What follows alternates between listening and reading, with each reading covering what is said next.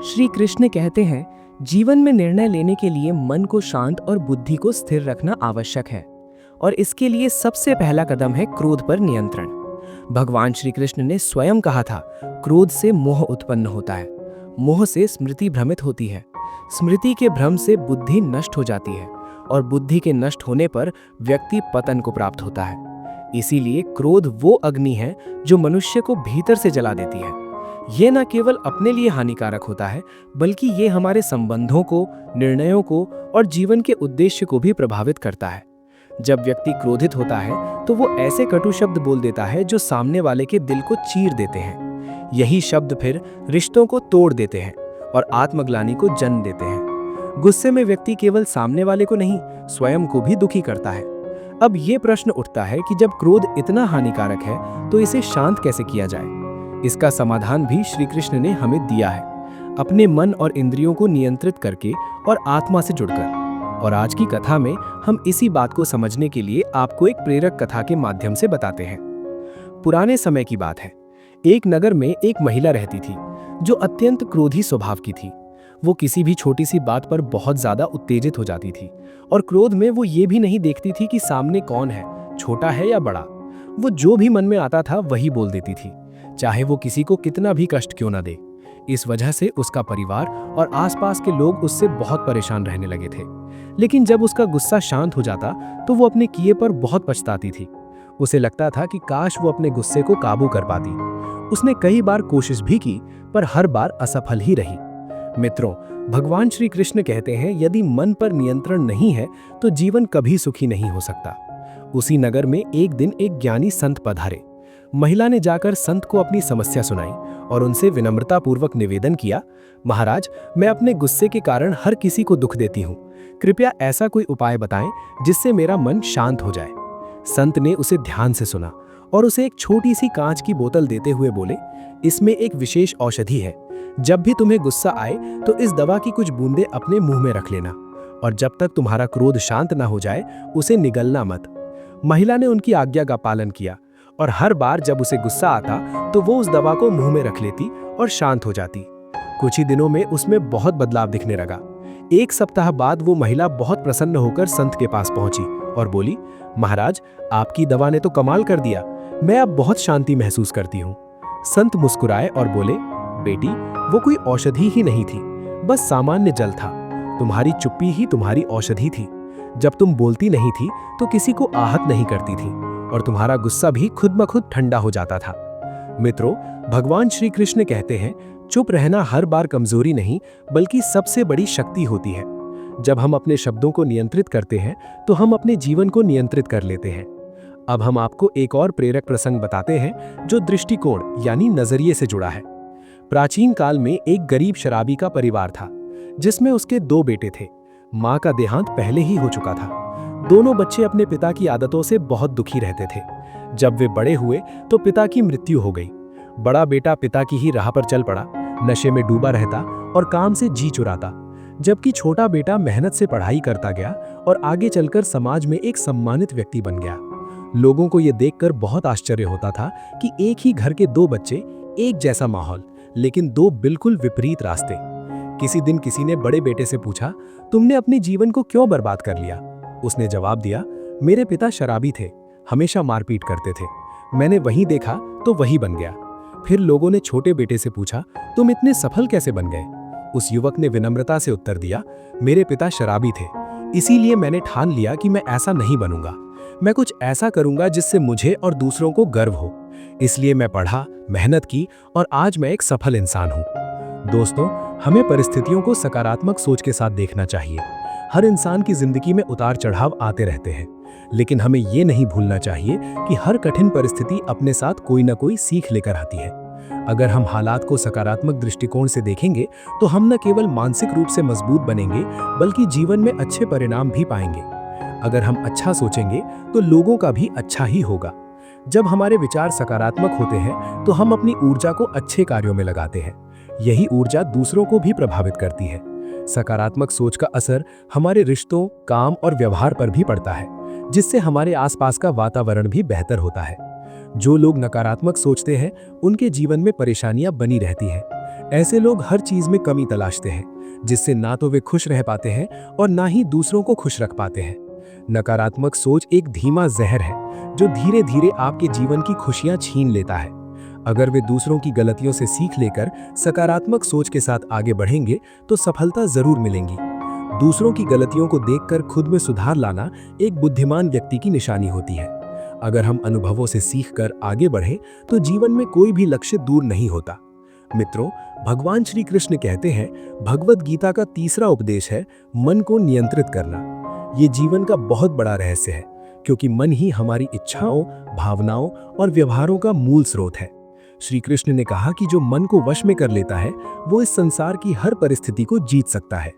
भगवान श्री कृष्ण के इस उपदेश में हम मन को नियंत्रित करने की बात करते हैं। उन्होंने ये स्पष्ट किया है कि मन बहुत चंचल होता है, लेकिन यदि हम उसे साध लें तो वह हमारी सबसे बड़ी शक्ति बन जाता है। यह आत्मानुशासन का सर्वोत्तम उदाहरण है। कहा जाता है कि क्योंकि मन चंचल होता है लेकिन यह हमारे नियंत्रण में होता है, और यह हमारी अद्वितीय शक्ति है जिसके उचित उपयोग से हम किसी भी बाधा को पार कर सकते हैं। मन एक रथ के घोड़े की तरह है। यदि लगाम आपके हाथ में है तो वह आपको मंजिल तक पहुंचा सकता है, अन्यथा वो आपको गड्ढों में गिरा सकता है। अतः आत्मनियंत्रण बेहद आवश्यक है। आपका मन आपके जीवन में अच्छाई पैदा करने के लिए सबसे महत्वपूर्ण होता है, लेकिन अगर इसका सही इस्तेमाल ना किया जाए तो ये आपके जीवन की सबसे महत्वपूर्ण चीज बन जाता है। मन यदि ठीक दिशा में लगाया जाए तो ये आपको संतोष, सुख और सफलता की ओर ले जा सकता है, लेकिन यदि ये भटक जाए तो दुख और असंतोष का कारण बन जाता है। आपका मन एक विनाशकारी शक्ति भी हो सकता है। अगर आप अपने विचारों पर नियंत्रण नहीं रखते तो वही मन जो आपको ऊपर उठा सकता था वही आपको नीचे गिरा देता है। ये दो धारी तलवार की तरह है जिसे समझदारी से चलाना पड़ता है। इंसान सोचता है कि अगर वो अलग अलग चीजों के बारे में सोचता रहेगा तो वो हमें आने वाली हर मुश्किल और परेशानी से बचा लेगा, लेकिन ऐसा नहीं होता। अत्यधिक विचार करना कभी कभी समाधान से ज्यादा समस्या पैदा करता है। चिंतन और चिंता में फर्क समझना जरूरी है।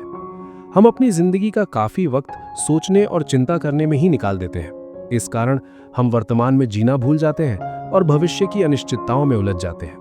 इससे हमारा आज भी बर्बाद होता है और कल भी अधूरा रह जाता है। क्या आप कौवे हैं? क्या आप एक मेंढक से कह सकते हैं कि वो बांग ना दे, या फिर आप एक मेंढक से कह सकते हैं कि वो पानी देखते ही ना कूदे? ये उदाहरण समझाता है कि हम किसी की प्रकृति को नहीं बदल सकते। जैसे कौवा कांव करता है, मेंढक कूदता है, वैसे ही मन की भी एक प्रवृत्ति है। हमारे मन की हालत भी कुछ ऐसी ही है। मन बार बार उथल पुथल करता है, बगैर किसी स्पष्ट कारण के भी कभी चिंता करता है, कभी दुखी हो जाता है। ऐसे में उसे शांत करना अत्यावश्यक हो जाता है। जिंदगी में जो भी होता है, अच्छा या बुरा, हमारा मन उसी पर लगा रहता है। मन अतीत की बातों में अटका रहता है या भविष्य की कल्पनाएं करता है, पर वर्तमान में ठहरना भूल जाता है। वो बांध क्यों देने लगता है? मेरा मतलब है, चिंता करना और परेशान होना कोई बुरी बात नहीं है, लेकिन मन में परेशानी की लपटें उठने लगती हैं। थोड़ी बहुत चिंता स्वाभाविक है, पर जब यह हद से बढ़ जाती है तो ये मानसिक और शारीरिक स्वास्थ्य पर भी असर डालती है। कभी कभी मुझे लगता है कि हम में से कई लोग सिर्फ चिंता करने के लिए ही जीते हैं। उनकी दिनचर्या चिंता से शुरू होती है और उसी पर खत्म हो जाती है, जैसे उनकी जिंदगी का उद्देश्य ही यही हो। सारी परेशानियां, दर्द और दुविधाएं अक्सर हमारे मन की बनाई हुई कहानियां होती हैं। मन कल्पना करता है, फिर उन कल्पनाओं को सच मान लेता है और फिर उन्हीं से डरता है। ध्यान रखें कि आपकी परेशानी सिर्फ आपके मन की एक स्थिति है। असली जीवन में शायद उतनी परेशानी नहीं होती जितनी हम अपने विचारों में बना लेते हैं। इससे छुटकारा पाने के लिए आपको अपने मन को शांत रखते हुए सही उपायों पर काम करना होगा। मन को दिशा देना जरूरी है। सकारात्मक कार्य, ध्यान और आत्मचिंतन से इसे नियंत्रित किया जा सकता है। यदि आप चाहते हैं कि आपका मन शांत रहे तो मैं ये कर सकता हूँ। मैं आपको एक सरल और प्रेरणादायक कहानी सुनाता हूँ जो आपको ये समझने में मदद करेगी। आपको एक कहानी के माध्यम से समझाता हूँ। एक सेठ के पास बहुत धन था, लेकिन फिर भी उसके मन में शांति नहीं थी। उसके पास सब कुछ था, आलीशान घर, नौकर चाकर, सम्मान, लेकिन फिर भी उसका मन बेचैन रहता था। एक दिन किसी ने बताया कि एक नगर में एक संत रहते हैं। वे लोगों को ऐसी सिद्ध देते हैं जिससे वे मन चाही चीज पा सकते हैं। सेठ के मन में उम्मीद जगी कि शायद वही संत उसकी बेचैनी का हल बता सके। सेठ जाता है। वह साधु के पास गया और बोला, महाराज, मेरे पास धन बहुत है लेकिन मन में शांति नहीं है। उसने नम्रता से निवेदन किया, हे महाराज, मेरी दौलत से मेरा जीवन भरा है लेकिन मन खाली है। साधु ने कहा, बेटा, जैसा मैं करता हूं वैसा करो। चुपचाप उनकी ओर देखते रहो, इससे तुम्हें मन में शांति मिलने की युक्ति मिल जाएगी। संत ने मुस्कुराते हुए कहा, मन को समझना है तो पहले खुद को अनुशासन देना सीखो। अगले दिन साधु ने सेठ को कड़ी धूप में अपने अंदर बैठाया और स्वयं झोपड़ी में चले गए। सेठ को चुपचाप बैठने के लिए कहा गया। यह उसकी पहली परीक्षा थी। सेठ गर्मी से व्याकुल हो गया, लेकिन चुप रहा। उसने मन में सोचा, शायद यही साधना का पहला चरण है। दूसरे दिन साधु ने उसे खाने पीने के लिए कुछ नहीं दिया और तरह तरह के व्यंजन खाता रहा। सेठ इस दिन भी चुप रहा। अब उसकी परीक्षा और कठिन हो गई, फिर भी उसने संत के वचन पर विश्वास रखा। तीसरे दिन सेठ को गुस्सा आ गया, उसका धैर्य टूट गया। अंततः वो बोले बिना ना रह सका। इस पर सेठ बोला, महाराज, मैं बड़ी उम्मीद लेकर यहाँ आया था, लेकिन मुझे यहाँ सिर्फ निराशा ही मिली है। उसने कहा, मैंने तो सुना था आप मन को शांत करते हैं, लेकिन आपने तो मेरा मन और बेचैन कर दिया। इसके जवाब में आरसी ने कहा, मैंने तुम्हें शांति की युक्ति बताई थी। साधु मुस्कुराए और बोले, यही तो था तुम्हारा उत्तर। मित्रों, भगवान श्री कृष्ण कहते हैं कि शांति बाहरी साधनों से नहीं बल्कि स्वयं के प्रयास से मिलती है। ये उपदेश गीता में भी दोहराया गया है। आत्मा की शांति कोई दूसरा नहीं दे सकता। मैं तुम्हारे मन को शांत नहीं कर सकता, इसके लिए तुम्हें मन की शांति देने वाले काम करने होंगे। संत ने समझाया, तुम्हारे मन की बागडोर तुम्हारे ही हाथों में है। यह सुनकर सेठ की आंखें खुल गईं और उसने आशा से आशीर्वाद मांगा। अब उसे समझ आ गया था कि शांति कहीं बाहर नहीं, अपने भीतर है। मित्रों, मन को शांत करने के लिए तुम्हें क्रोध और बुरी बातों से बचना होगा। जिस दिन मन से गुस्सा और द्वेष हटेगा, उसी दिन प्रेम और शांति प्रवेश करेंगे। भागवत गीता में भगवान श्री कृष्ण कहते हैं कि जीवन में सफल होने के लिए सबसे पहला काम है खुद को पहचानना। यही आत्मज्ञान है। खुद को जानो, फिर तुम सारा संसार जान सकते हो। खुद को पहचान कर आप जीवन में जरूर सफल हो सकते हैं। जो व्यक्ति अपने आप को समझ लेता है, उसके लिए कोई भी राह कठिन नहीं रहती। अगर मैं संक्षेप में कहूं तो खुद को पहचानने का मतलब यह है कि आपके और आपके लक्ष्य के बीच आने वाली बाधाओं को समझना सफलता का पहला पायदान है। आत्मनिरीक्षण। खुद को पहचानने के लिए हमें सबसे पहले खुद से बात करनी होगी। हर रोज कुछ पल खुद के साथ बिताओ, खुद से सवाल पूछो। हमें ये जानने की कोशिश करनी होगी कि मैं कौन हूं, मैं कैसा हूं, मेरा अस्तित्व क्या है। अगर इंसान दूसरों को जानने के पीछे भागने के बजाय अपना पूरा ध्यान, ऊर्जा और समय स्वयं की आत्मा को पहचानने में लगाए, तो वो संसार में ऐसी उपलब्धियां हासिल कर सकता है जिनका अंदाजा भी लगाना मुश्किल होगा। जब मनुष्य अपने भीतर की ताकतों को जगाता है, तो वह उन ऊंचाइयों तक पहुंच सकता है जहां तक सामान्य व्यक्ति की कल्पना भी नहीं पहुंचती। इसलिए मित्रों, भगवान श्री कृष्ण कहते हैं कि व्यक्ति को चाहिए कि वह अपने अंदर की शक्ति और प्रतिभा को पहचाने। उठो, जागो और तब तक मत रुको जब तक अपने वास्तविक उद्देश्य को प्राप्त न कर लो। यही आत्मबोध का मार्ग है, यही सफलता की असली कुंजी है। भागवत गीता का 5वां उपदेश हमें यह सिखाता है कि जीवन का असली उद्देश्य स्वयं के निर्माण में है। श्री कृष्ण समझाते हैं कि ये मानव जीवन बहुत ही दुर्लभ और कीमती है, लेकिन हम में से अधिकतर लोग इस बहुमूल्य जीवन को केवल बाहरी सुंदरता और भौतिक सुखों की खोज में व्यर्थ कर देते हैं। हम अपने शरीर की सजावट और देखभाल में तो समय लगाते हैं, लेकिन उस शरीर में विराजमान आत्मा और परमात्मा की ओर ध्यान नहीं देते। जब तक हम अंदर से मजबूत और निर्मल नहीं होंगे, तब तक बाहरी चमक का कोई मतलब नहीं रहेगा। हमें यह समझना होगा कि खुद का निर्माण केवल शरीर से नहीं बल्कि विचारों, सोच, आत्मा, भावना और कर्मों से होता है। अगर हम अपने विचारों को सकारात्मक और रचनात्मक बनाएंगे, तभी हम स्वयं को एक सुंदर व्यक्तित्व के रूप में ढाल पाएंगे। श्री कृष्ण कहते हैं कि जैसे मंदिर की सफाई जरूरी होती है, वैसे ही आत्मा के मंदिर को भी स्वच्छ और पवित्र बनाना हमारा कर्तव्य है। ये तभी संभव है जब हम स्वयं के दोषों को दूर करके अपने गुणों को विकसित करें और आध्यात्मिक प्रगति की ओर बढ़ें। मित्रों, भगवान श्री कृष्ण कहते हैं कि हर व्यक्ति ईश्वर की संतान है और उसकी दिव्यता हमारे अंदर पहले से मौजूद है। बस जरूरत है उसे पहचानने, जगाने और सही दिशा में प्रयत्न करने की। यही आत्मनिर्माण की प्रक्रिया है। हमें चाहिए कि हम स्वयं के साथ साथ अपने परिवार, समाज और राष्ट्र के कल्याण हेतु भी जागरूक रहें और हर कर्म में एक जागरूक, सजग और सकारात्मक भावना रखें। जब हम अपने निर्माण पर ध्यान देंगे, तब हम दुनिया को भी बेहतर बना सकेंगे। भागवत गीता के 6ठे उपदेश में भगवान श्री कृष्ण ने कर्म के महत्व को समझाया है। उन्होंने स्पष्ट कहा है, केवल कर्म करो, फल की चिंता मत करो। जब हम बिना स्वार्थ और अपेक्षा के कर्म करते हैं, तो उसका फल अपने आप अच्छा होता है। फल की चिंता करने से मन अशांत होता है और हमारा ध्यान अपने कर्तव्य से हट जाता है। इससे ना तो काम ठीक से हो पाता है और ना ही परिणाम सुखद होता है। इसीलिए हमें निष्काम भाव से कर्म करते रहना चाहिए। मनुष्य को अपने कर्मों में पूर्ण विश्वास और समर्पण रखना चाहिए। फल तो समय और भाग्य पर निर्भर है, लेकिन कर्म हमारी जिम्मेदारी है। जो व्यक्ति फल के मोह में फंस जाता है वह अपने मार्ग से भटक जाता है। अगर हम परिणाम के बारे में सोचते रहेंगे तो चिंता हमें जकड़ लेगी और हम अपनी पूरी शक्ति, सामर्थ्य और सृजनशीलता खो बैठेंगे। लेकिन अगर हम पूरे समर्पण के साथ कर्म करेंगे तो हर चुनौती आसान लगने लगेगी। इसीलिए मित्रों, भगवान श्री कृष्ण कहते हैं कि कर्म का मार्ग ही मोक्ष और सुख की ओर ले जाता है। अपने कर्म में ईमानदारी, निष्ठा और पूरी ऊर्जा झोंक दो। फल की चिंता छोड़ दो, यही जीवन का मर्म है। हमें अपने कर्म से दुनिया को सुंदर बनाना है और सबसे पहले अपने भीतर की दुनिया को शुद्ध करना है। जब तक हम खुद को नहीं समझते तब तक हम दुनिया को भी नहीं समझ सकते। इसलिए खुद को जानो, कर्म करो और सकारात्मक ऊर्जा के साथ आगे बढ़ो। ज्यादातर लोग जीवन में इसलिए असफल रहते हैं क्योंकि वो दूसरों को जानने, समझने और प्रभावित करने में लग जाते हैं और खुद को पूरी तरह से भूल जाते हैं। मित्रों, भगवान श्री कृष्ण कहते हैं कि जब भी हम अपने जीवन में कोई कार्य करते हैं तो उसमें संपूर्ण निष्ठा, लगन और आत्मविश्वास होना चाहिए। केवल कर्म करना ही पर्याप्त नहीं है, बल्कि उसमें समर्पण और दृढ़ निश्चय भी आवश्यक है। ऐसा करने से ही जीवन की सफलता सुनिश्चित होती है। अब मैं आपको एक प्रेरणादायक कहानी के माध्यम से ये बात समझाता हूँ। बहुत समय पहले की बात है।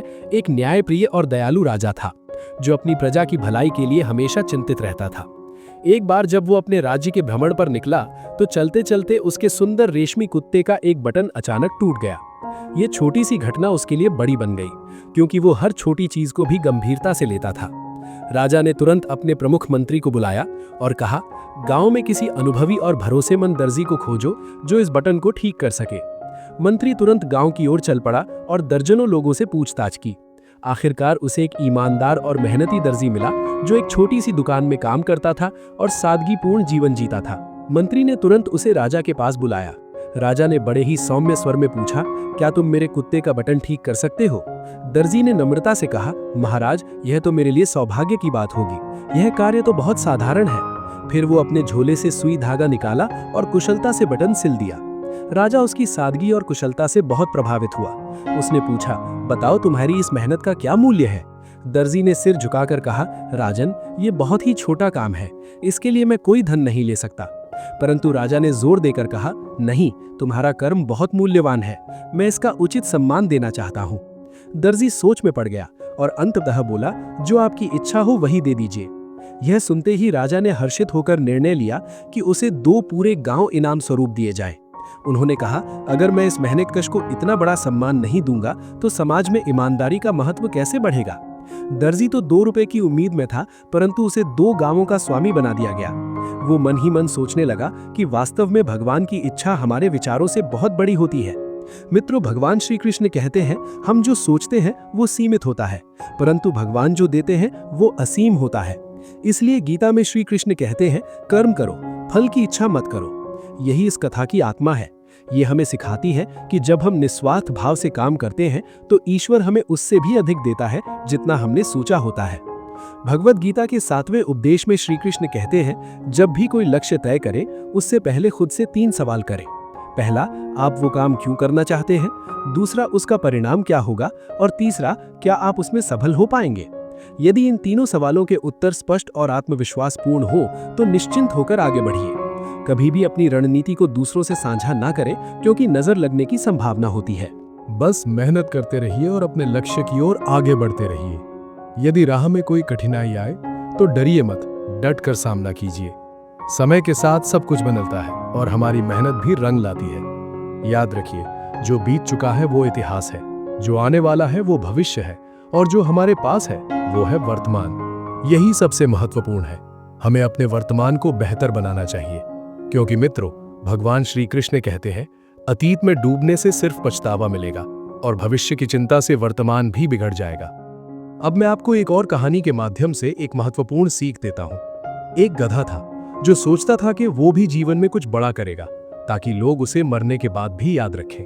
उसका मालिक उसे रोज भारी बोझ ढोने को देता था ताकि ज्यादा मुनाफा हो। गधा चुपचाप सब कुछ सहता रहा, क्योंकि वो डरता था कि अगर उसने इनकार किया तो उसे खाना भी नसीब नहीं होगा। वो गधा अपनी पूरी जिंदगी मालिक के सपनों को पूरा करने में लगा देता है, बिना ये समझे कि उसके अपने सपने क्या है। जब वो बूढ़ा हो जाता है तो उसका मालिक उसे जंगल में मरने के लिए छोड़ देता है। अंतिम क्षणों में गधा सोचता है, काश मैंने एक बार अपने लिए भी कुछ करने की हिम्मत दिखाई होती। दुखद बात यह है कि ऐसा सोचते सोचते उसकी मौत हो जाती है। ये कहानी हमारे आज के जीवन पर भी पूरी तरह लागू होती है। हम भी अक्सर दूसरों के सपनों और लक्ष्यों को पाने के लिए अपनी जिंदगी खपा देते हैं, लेकिन जब तक हम अपने बारे में नहीं सोचेंगे, हम अपने जीवन को अपनी मर्जी से नहीं जी पाएंगे। इसलिए दोस्तों, अगर आप इस गधे की तरह जीवन के अंत में पछताना नहीं चाहते हैं, तो आज से ही अपने लक्ष्य की पहचान कीजिए और उस पर चलना शुरू कर दीजिए। चाहे वो रास्ता कठिन हो, पर जब आप अपने सपनों को साकार करने की ठान लेते हैं, तो फिर पीछे मुड़ने की कोई जरूरत नहीं होती। भगवद गीता की 8वीं सलाह है कि हमें अपराध बोध और चिंता से डरना नहीं चाहिए। ये स्वाभाविक भावनाएं हैं, लेकिन इनसे जकड़ जाना सही नहीं। अगर आप अपने सोचने के ढंग को बदलते हैं, तो मन की स्थिति भी बदलती है। अतीत को आप बदल नहीं सकते, भविष्य की कोई गारंटी नहीं है, केवल वर्तमान ही आपके हाथ में है, और वही सबसे बड़ा अस्त्र है। बात समझता हूँ, हमें अपने वर्तमान क्षण को आकार देना चाहिए और अपने भविष्य का निर्माण नहीं करना चाहिए। हम सभी को चाहिए कि हम जिस पल में हैं, उस पर ही अपना ध्यान केंद्रित करें। अतीत की चिंता और भविष्य की कल्पना केवल मन में भ्रम पैदा करती है। इसलिए जरूरी है कि हम हर क्षण को गहराई से जिएं और उसमें अपनी ऊर्जा लगाएं। हमारा समय सीमित है, इसे अतीत के बारे में सोचने या भविष्य की चिंता करने में बर्बाद ना करें। मित्रों, भगवान श्री कृष्ण कहते हैं, जो व्यक्ति हर दिन को पूर्णता से जीता है, वही सच्चा साधक होता है। वो व्यक्ति अपने जीवन में शांति और सफलता दोनों प्राप्त करता है। भागवत गीता का 9वां उपदेश है खुद पर विश्वास करना। ये उपदेश हमें सिखाता है कि आत्मविश्वास से बड़ा कोई बल नहीं। जब व्यक्ति स्वयं पर भरोसा करता है, तभी वो जीवन की चुनौतियों से लड़ सकता है और विजय पा सकता है। श्री कृष्ण कहते हैं, जब तक आप खुद पर विश्वास नहीं करते, तब तक दूसरे भी आप पर विश्वास नहीं करेंगे। विश्वास की शुरुआत स्वयं से होती है। जब आपकी आंखों में आत्मविश्वास की चमक होती है, तो पूरी दुनिया आपके साथ खड़ी हो जाती है। जीवन में सफलता प्राप्त करने के लिए आपको अपने सपनों का पीछा करना चाहिए। सपने तभी साकार होते हैं जब हम उन्हें पूरी लगन और मेहनत से अपनाते हैं। बिना रुके, बिना थके, लगातार प्रयास करते रहना ही सफलता की कुंजी है। अपने सपनों के लिए काम करें और उन्हें प्राप्त करने के लिए हमेशा तैयार रहें। हर सुबह उठकर अपने लक्ष्य की ओर एक कदम बढ़ाएं। सफलता उन लोगों को मिलती है जो बिना हार माने अपने सपनों के पीछे दिन रात मेहनत करते हैं। आप जितनी मेहनत करेंगे, उतनी ही जल्दी आपके सपने पूरे होंगे। परिश्रम कभी व्यर्थ नहीं जाता, वो एक ना एक दिन फल जरूर देता है। ये नियम प्रकृति का है। जितनी गहराई से बीज बोओगे, उतना ही मजबूत पेड़ उगेगा। अगर आपको खुद पर विश्वास है, तो दुनिया में कुछ भी असंभव नहीं है। हमारे भीतर जो शक्ति है, वो असीम है। आत्मबल ही वो धुरी है जो असंभव को संभव बना देती है। जब तक आप खुद पर विश्वास नहीं करते, आप अपने सपनों को पूरा नहीं कर पाएंगे। हर महान कार्य की शुरुआत आत्मविश्वास से होती है। ये वो पहली सीढ़ी है जो आपको मंजिल तक ले जाती है। खुद पर विश्वास आपके जीवन में बदलाव ला सकता है। अगर आप स्वयं पर यकीन रखते हैं, तो नकारात्मक परिस्थितियां भी आपको रोक नहीं पाएंगी। आप अपने जीवन को नई दिशा देने में सक्षम हो जाएंगे। आप कुछ भी कर सकते हैं। आपको खुद पर विश्वास करना होगा और फिर देखें कि आप जीवन में कैसे सफल होंगे। जब आप अपने दिल से कहेंगे कि मैं कर सकता हूं, तो पूरी सृष्टि भी आपको उसी दिशा में ले जाएगी। अगर किसी को खुद पर भरोसा है, तो कोई भी मुश्किल काम आसानी से पूरा हो सकता है। मित्रों, भगवान श्री कृष्ण कहते हैं, आत्मबल से बड़ा कोई अस्त्र नहीं होता। ये वो शक्ति है जो व्यक्ति को अद्भुत बना देती है। रामायण में ऐसी ही एक घटना है, जब वानर सेना माता सीता की खोज करते हुए समुद्र तट पर पहुंच गई। वो दृश्य दर्शाता है कि जब सामूहिक प्रयास और आत्मविश्वास एक साथ होते हैं, तो असंभव कार्य भी संभव हो जाता है।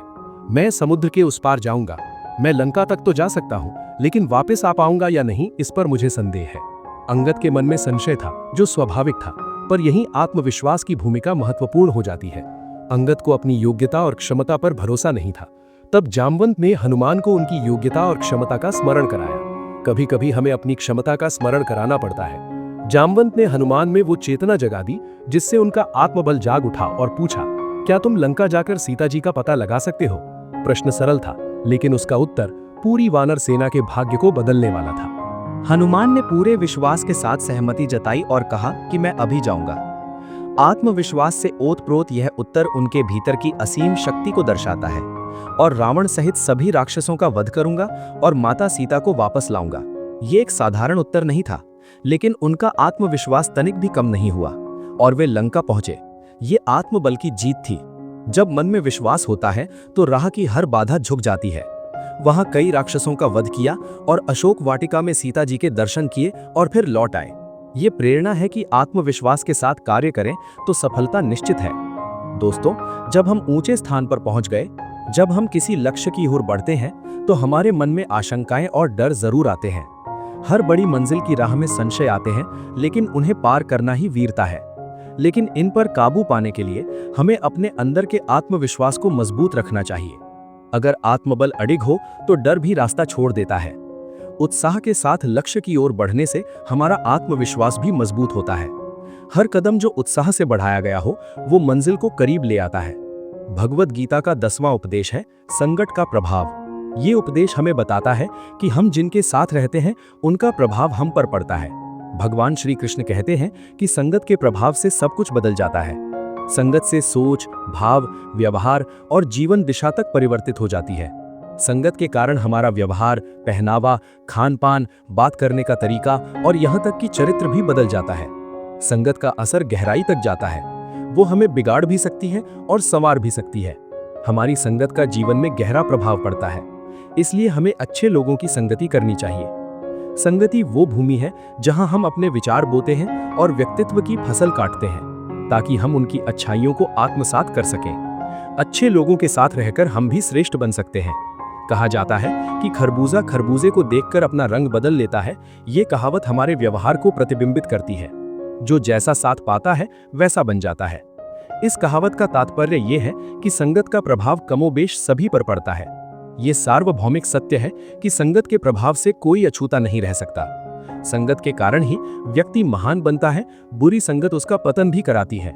दोनों ही राहें हमारे सामने होती हैं, चुनाव हमारा होता है। अच्छी संगति उसी प्रकार है जिस प्रकार पारस पत्थर से लोहा सोने में बदल जाता है। ये परिवर्तन की शक्ति है जो केवल संगत से आती है। इसी प्रकार संगत के प्रभाव से बुरे लोग भी देवता समान बन जाते हैं। सही मार्गदर्शन और सकारात्मक संगति व्यक्ति को उत्तम बना सकती है। रास्ते में वे अपने शिष्यों को अच्छी संगति में रहने की बात बता रहे थे, पर शिष्यों को वो बात समझ में नहीं आ रही थी। शिक्षा तभी फल देती है जब वो अनुभव के साथ दी जाए। तभी गुरुजी ने पूरे बगीचे में घूमकर देखा तो वहां एक खूबसूरत गुलाब का पौधा खिला हुआ था, जिसमें रंग बिरंगे फूल अपनी महक बिखेर रहे थे। वातावरण में एक सुकून भरी सुगंध फैल रही थी। पास खड़े शिष्य से उन्होंने निवेदन किया, वत्स, इस पौधे की जड़ों के पास से थोड़ी मिट्टी लेकर आओ। शिष्य ने सिर झुकाकर आज्ञा स्वीकार की और तुरंत पौधे के नीचे झुका। उसने सावधानी से थोड़ी मिट्टी उठाई, जैसे वो कोई कीमती वस्तु हो, और बड़े आदर भाव से गुरुजी के पास पहुंचा। उस मिट्टी को उसने गुरुजी के दोनों हाथों में रख दिया और एक और खड़ा हो गया।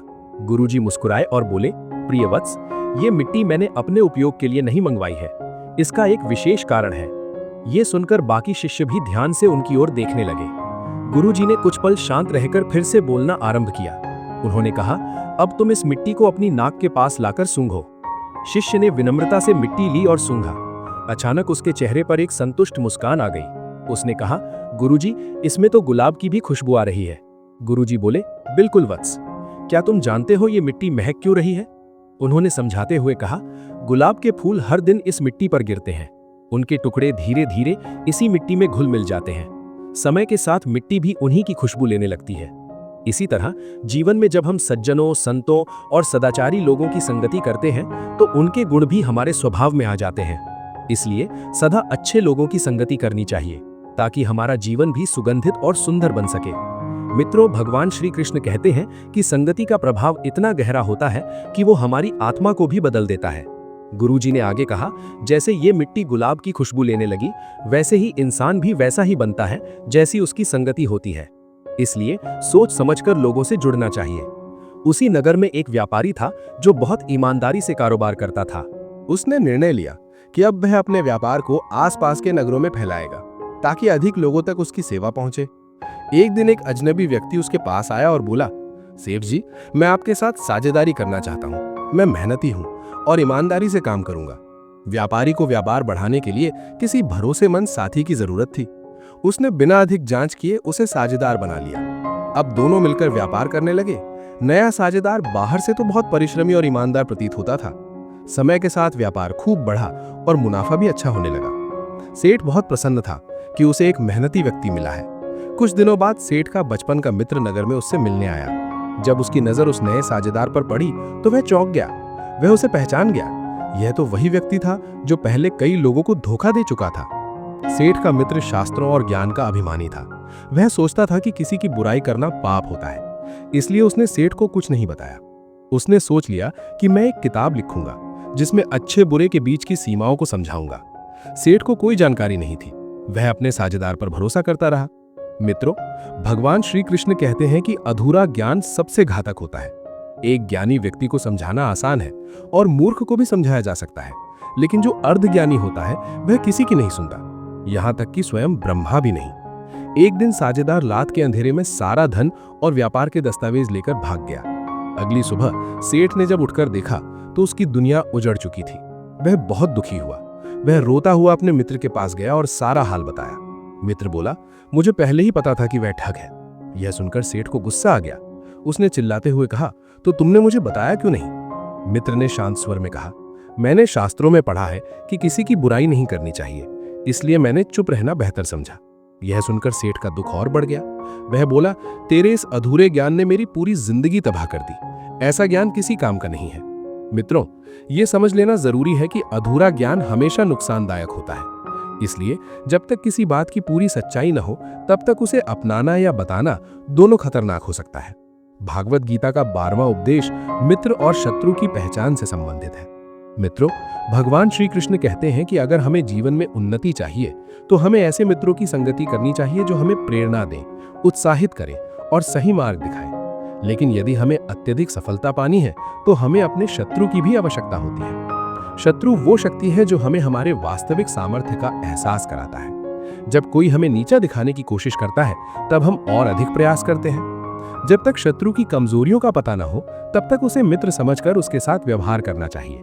इससे उसकी चालों का भेद समझ में आ जाता है और समय आने पर हम अपने बचाव की योजना बना सकते हैं। श्री कृष्ण कहते हैं कि जो लोग छल, कपट और बुरे स्वभाव वाले होते हैं वे कभी सच्चे मित्र नहीं हो सकते। ऐसे लोगों से दूरी बनाकर ही जीवन को सुरक्षित रखा जा सकता है। शत्रु की पहचान और उससे बचाव की दिशा में एक बात कही है। कहा गया है कि जैसे चंदन का वृक्ष अपनी सौम्यता और आकर्षक खुशबू के कारण प्रसिद्ध है, ठीक उसी तरह कई बार अच्छे गुण भी समस्या बन जाते हैं, क्योंकि उसकी इसी मोहकता की वजह से जहरीले सांप उसमें लिपट जाते हैं। उसी तरह हर बार सामने मीठे बोल बोलने वाला व्यक्ति असल में आपका शुभचिंतक हो, यह जरूरी नहीं होता। हो सकता है वह आपके सामने मुस्कुराकर बातें करे, लेकिन अंदर ही अंदर आपके खिलाफ द्वेष और जलन के भाव रखता हो। मित्रों, भगवान श्री कृष्ण कहते हैं कि जो इंसान सामने तो आपकी प्रशंसा करता है लेकिन पीठ पीछे आपकी बुराई करने से नहीं चूकता, ऐसे व्यक्ति से दूरी बना लेना ही बेहतर होता है। वह मीठे शब्दों में आपको जाल में फंसाता है, लेकिन जब मौका मिले तो वही सबसे पहले आपको चोट पहुंचाता है। जिंदगी में हमें ऐसे मित्रों की नहीं, सच्चे और ईमानदार साथियों की जरूरत होती है। ऐसे लोग जो आपके सामने भी और पीठ पीछे भी एक जैसे रहें। कभी कभी कुछ लोग सामने तो अत्यधिक प्रेम दिखाते हैं, आपकी हर बात में हाँ मिलाते हैं, लेकिन भीतर ही भीतर आपके खिलाफ षड्यंत्र रचते हैं। ऐसे छलिया मित्र सामने से मधुरता का मुखौटा लगाए होते हैं, लेकिन अंदर से ईर्ष्या, द्वेष और आत्मगौरव से भरे होते हैं। ऐसे मित्र शत्रु से भी अधिक खतरनाक सिद्ध हो सकते हैं, क्योंकि शत्रु तो खुले में वार करता है, पर ये मित्र छुपकर हमला करते हैं। एक बार की बात है, दो घनिष्ठ मित्र थे जिनका नाम था राहुल और केशव। दोनों साथ में बचपन से बड़े हुए थे। एक दिन दोनों बातें करते करते कहीं जा रहे थे। किसी बात पर बहस हुई और राहुल ने क्रोध में आकर केशव को थप्पड़ मार दिया। केशव को बुरा तो लगा, लेकिन उसने कोई प्रतिक्रिया नहीं दी।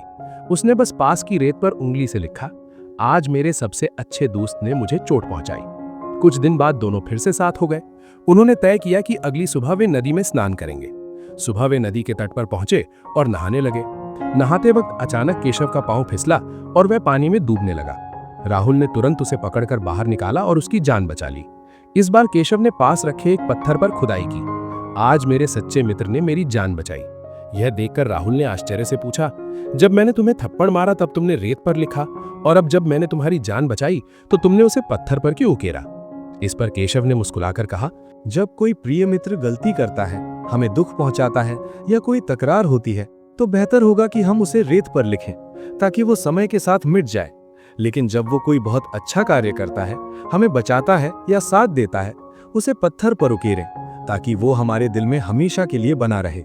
मित्रता में प्रेम होता है, अपनापन होता है, लेकिन कभी कभी तकरार, बहस या नाराजगी भी हो जाती है। मित्रों, भगवान श्री कृष्ण कहते हैं कि ऐसे समय में हमें रिश्तों को तोड़ने के बजाय और मजबूत बनाने की कोशिश करनी चाहिए।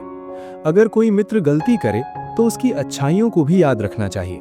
तभी तो कहा जाता है कि सच्चा मित्र वही है जो कठिन समय में आपके साथ खड़ा रहे। भगवद गीता का 13वां उपदेश हमें यह सिखाता है कि प्रत्येक व्यक्ति को अपने धर्म और कर्तव्य का पालन करना चाहिए। यदि कोई बच्चा है तो उसका पहला धर्म है शिक्षा ग्रहण करना, एक सैनिक का परम धर्म है देश की रक्षा करना, और एक राजा का कर्तव्य है अपनी प्रजा की सेवा करना। जब सब अपने अपने कर्तव्यों को निभाते हैं तब समाज में संतुलन बना रहता है और किसी को किसी से कोई कष्ट नहीं होता।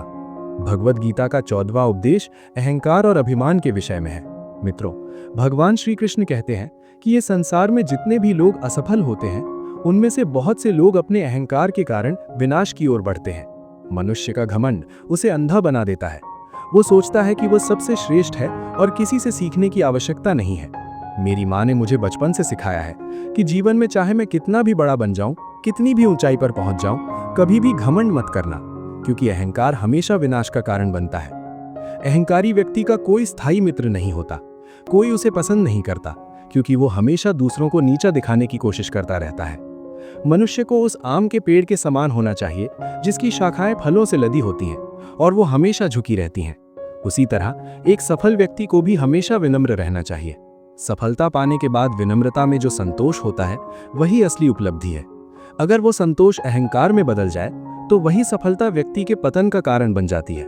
हम में से बहुत लोग ये सोचते हैं कि उन्हें सब कुछ आता है, उन्हें अब किसी से सीखने की जरूरत नहीं है।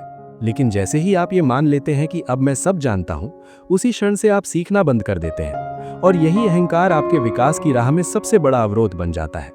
इसलिए सच्ची समझदारी ये है कि आप ये माने आप बहुत कुछ जानते हैं लेकिन सब कुछ नहीं। अहंकारी व्यक्ति जीवन में अधिक ऊंचाइयों तक नहीं पहुंच सकता, क्योंकि उसका सोचने का तरीका ही ऐसा होता है कि मैं ही सब कुछ जानता हूं, मुझे किसी से कुछ सीखने की आवश्यकता नहीं है। ऐसा रवैया उसे आगे बढ़ने से रोकता है। मित्रों, भगवान श्री कृष्ण कहते हैं कि जब मनुष्य अपने ज्ञान पर घमंड करने लगे तो उसका पतन निश्चित हो जाता है। यदि सफलता चाहिए तो विनम्रता को अपनाना ही पड़ेगा, क्योंकि अहंकार वो दीवार है जो हमें सच्ची सीख और रिश्तों से दूर कर देता है। हमें ये समझना चाहिए कि परिवर्तन ही जीवन का आधार है। जो मनुष्य परिवर्तन से डरता है वो समय के साथ कदम से कदम मिलाकर नहीं चल पाता। परिवर्तन कभी कभी दुखदायी होता है, पर अंततः वही सुख की ओर ले जाता है। जैसे बहती नदी स्वच्छ रहती है, वैसे ही गतिशील जीवन प्रगति देता है। अगर तालाब की तरह स्थिर हो जाएंगे तो हम भीतर से सड़ने लगेंगे। मित्रों, भगवान श्री कृष्ण कहते हैं, समय के साथ बदलना ही जीवन की मांग है। परिवर्तन को अपनाइए, तभी जीवन सुंदर बनेगा। भागवत गीता का 4था उपदेश बताता है कि आलस्य, कायरता और भय मनुष्य के सबसे बड़े दुश्मन होते हैं। ये तीनों दुर्गुण इंसान को उसकी मंजिल से दूर कर देते हैं। श्री कृष्ण कहते हैं कि जो मनुष्य अपने मन से डर निकाल देता है और आलस को त्याग देता है, वही युद्ध जीतता है। अगर आप सफल होना चाहते हैं तो अपने अंदर के डर से लड़िए, हर दिन का सदुपयोग कीजिए। सफलता उन्हें ही मिलती है जो अपनी सीमाओं को लांघ जाते हैं। गीता में आत्मा को लेकर बताया गया है कि ये अविनाशी है। शरीर नष्ट होता है, लेकिन आत्मा जन्म मरण के चक्र से गुजरती रहती है। मृत्यु केवल शरीर की होती है, आत्मा तो शाश्वत और अजर अमर होती है। मित्रों, भगवान श्री कृष्ण कहते हैं कि जैसे पुराने वस्त्र त्याग कर हम नए वस्त्र धारण करते हैं, वैसे ही आत्मा पुराने शरीर को छोड़ नया शरीर धारण करती है। इस सत्य को जानकर हमें मृत्यु से डरना नहीं चाहिए, बल्कि जीवन के हर पल को आत्मा की उन्नति के लिए उपयोग करना चाहिए। मनुष्य का जीवन सदा लालसाओं में उलझा रहता है। वो जानता है कि मृत्यु निश्चित है, फिर भी वो मोह माया के जाल में फंसा रहता है। वो वस्तुओं को पाने के लिए अपनों को भी दुखी करता है, लेकिन मृत्यु के समय कोई धन, पद या वस्तु उसके साथ नहीं जाती। हमें सत्य को समझना चाहिए और संयम व संतोष का जीवन जीना चाहिए। भगवद गीता का 18वां उपदेश ये सिखाता है कि हर कर्म की गिनती उसके भाव से होती है। एक ही कार्य किसी के लिए पुण्य हो सकता है तो किसी अन्य के लिए पाप बन सकता है। यदि कोई धन की लालच में हत्या करता है तो वो कर्म पाप कहलाएगा, लेकिन अगर कोई निर्दोष की रक्षा करते हुए किसी राक्षसी प्रवृत्ति वाले व्यक्ति की हत्या करता है तो वो कर्म पुण्य कहलाएगा। भगवान श्री कृष्ण कहते हैं कि कर्म की नियत ही उसे पवित्र बनाती है। हत्या एक ही है, पर भाव के कारण उसका स्वरूप बदल जाता है। पहला व्यक्ति अपने कर्मों के कारण पाप में भागीदारी होंगे, जबकि दूसरा व्यक्ति धर्म की रक्षा के लिए पाप में भागीदारी होंगे। प्रिय दर्शकों, आज की इस ज्ञानवर्धक कथा में फिलहाल इतना ही। यदि आपको इस कथा से कुछ नया जानने, समझने या जीवन के लिए कोई उपयोगी सीख प्राप्त हुई हो, तो हम आपसे अनुरोध करते हैं कि इस चैनल को जरूर सब्सक्राइब करें, वीडियो को लाइक करें और नीचे कमेंट में जय श्री कृष्ण और जय हिंद लिखकर अपने भाव प्रकट करें। मित्रों, भगवान श्री कृष्ण कहते हैं, ज्ञान तभी सार्थक होता है जब उसे दूसरों तक पहुंचाया जाए। तो इस वीडियो को अपने मित्रों और परिवार के साथ भी साझा करें, ताकि हर कोई श्री कृष्ण के इन पवित्र उपदेशों से लाभ प्राप्त कर सके। आपके प्यार और सहयोग के लिए धन्यवाद। फिर मिलेंगे एक नई कथा, एक नई सीख और श्री कृष्ण के दिव्य विचारों के साथ। जय श्री कृष्ण।